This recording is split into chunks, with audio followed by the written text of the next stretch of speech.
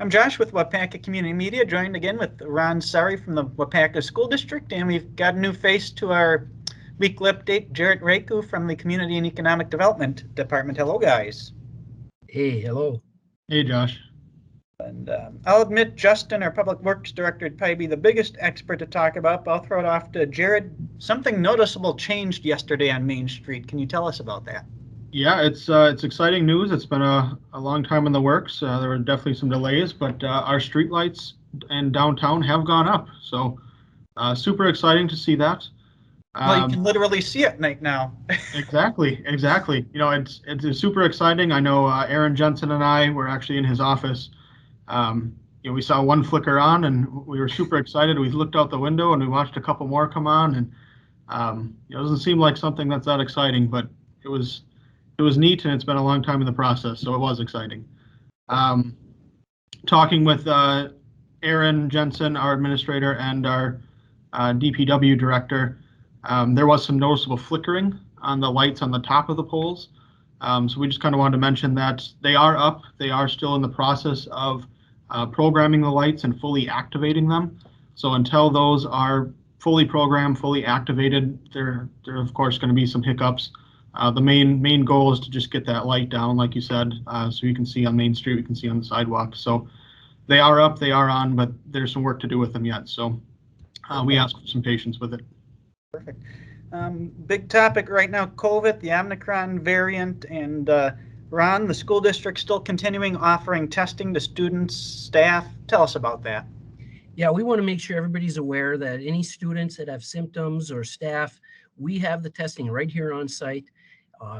The test is administered and then it is sent down south, southern part of the state by Milwaukee, and people should receive the results within about a day and a half. So on any day, if you were tested, the next day, that evening, you should get an email at some point telling you if you're negative or positive. So we're pretty happy that we still are able to offer this, because we know that it's pretty hard to find tests out there right now. And I know the other thing in relation to COVID we want to touch on, in general, what is the school district doing to mitigate COVID? I know there's been a lot of communication coming in, whether it's at a board meeting, emails, phone calls to you and other staff in the district, with people agreeing, disagreeing with what's going on. And you know, regardless of what the perception is, the school district's doing a number of things. And remind us what's going on. Yeah, the biggest one that our nurses are telling us is that if you have some symptoms, don't come to school. If you're not feeling good, stay home. That's the biggest thing. And families are really doing a good job with that. They're not sending sick kids to school. You know, it used to be you take some aspirin or whatever, and you know, you try to do it and you work through. Well, everybody is stepping up, and if you're not feeling good, they're staying home. So that's the biggest thing. Our nurses have discovered through these past 22 months that the biggest mitigation effort that they're focusing on, that's getting the biggest bang, is by focusing on those positives, communicating with those families, communicating with those contacts, and then communicating with people who are symptomatic. So that is giving the biggest focus and a large return. And it takes quite a bit of time. People don't realize, even to pull somebody out for 20 minutes for a meeting, that is a lot of time. They're communicating with between 5 and 10% of our student population right now, with those parents and those individuals or staff members who are either positive or were a contact or are symptomatic, giving them their options and sharing with them what they need to do next.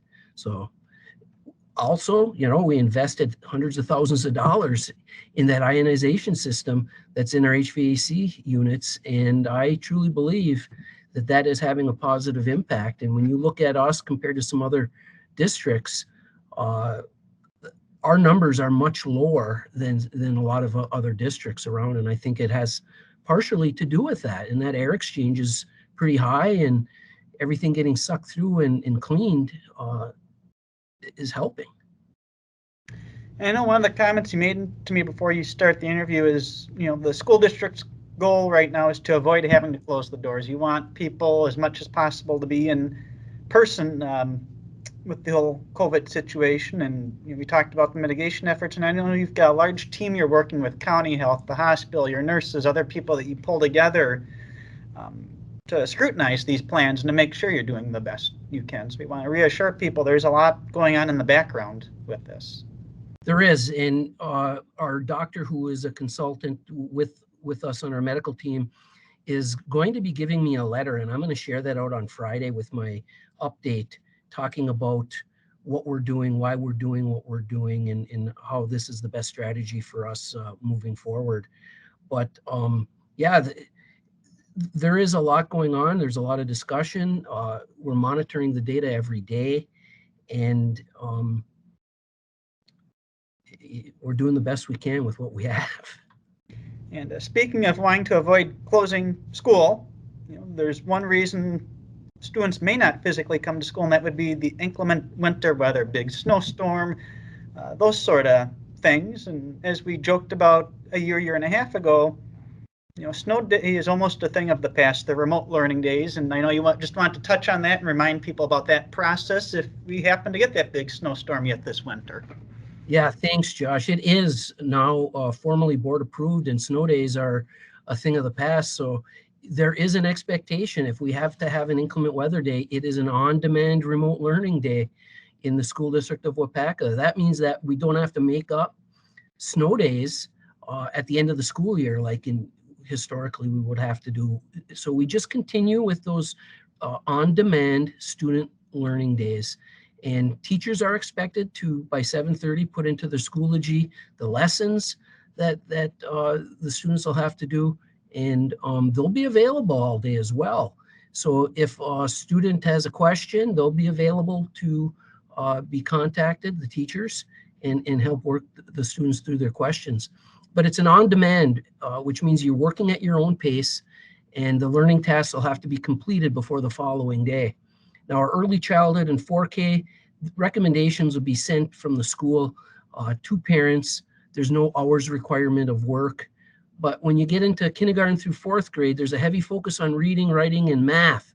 So a student will be expected to be engaged in those. The information will be forwarded from the school to the parents. And there's an expectation of about 3 hours of work. And then when you get into grades 5 through 12, the assignments will be in the Schoology page, like I noted before. And students are expected to be engaged in those lessons 3.5 to 4 hours on those on-demand remote learning days. So yeah, put that information out there, because at some point, I mean, the sun is shining right now, and we're hoping we don't get snowstorms, but if we do, we're prepared. Makes me glad I finished school years ago when snow days still existed. And we want to jump back to Jarrett. People looking to start a small business, get ideas, those sorts of things, are going to have an event coming to Waupaca to help them out and maybe give them some more resources or some more brainstorming. Tell us about that. Yeah, so super excited. In the works with Create Portage County out of Stevens Point, working with them to set up this event in Waupaca. It's called a Surge Napkin Party. So really what Surge is for is this Surge idea, their ideation idea. It's an opportunity for entrepreneurs, small business owners to kind of come together, pool resources, share ideas, critique each other, just really set up that communication between community residents, and maybe even people outside the community, to talk about their business startups and hopefully bring that business to a reality. So working with them, have set up a date. It's actually February 8th from 5 to 7. It's going to be held at H.H. Hinder Brewing Company. So come on down. Bring your ideas. If you don't have ideas and you're honestly just one that maybe you want to critique others or give ideas, to them, maybe you just like talking, never hurts. Invite you to come on down, listen to those that have ideas, share your ideas, just really communicate with those other like-minded people, and We hope that those who do attend can get a lot out of it, and maybe a new business will pop up because of it. So it's a great opportunity. I encourage those interested to come, or if you know anyone that is interested to come. We are not the only community that is doing it. I know they have been working with other communities. Stevens Point is, of course, one of them, and I remember seeing Mosinee, which is a little further from us, but there are other events too. If you want to go take your idea to one of those events and maybe get some outside ideas or critiques, you're welcome to attend those as well. So it can all be found on their Create Portage County Surge webpage. There's also a Facebook event if people want to share it or mark that they're going to be attending. Perfect. Jared, what time is that event in February? Yeah, so it's from 5 to 7. Okay. And then I presume if it runs a little bit later, the 7's probably not a hard set in stone, but Sure. set to start at 5. Cool. That's interesting. Yeah. Great idea. Yeah, just really a way to engage the community and just open up connections or create those connections, those relationships. So exciting. Well, Ron, Jared, appreciate the time for the update this week, and we'll talk again soon. Yeah. Thanks. John. Have a good week. Have a good one.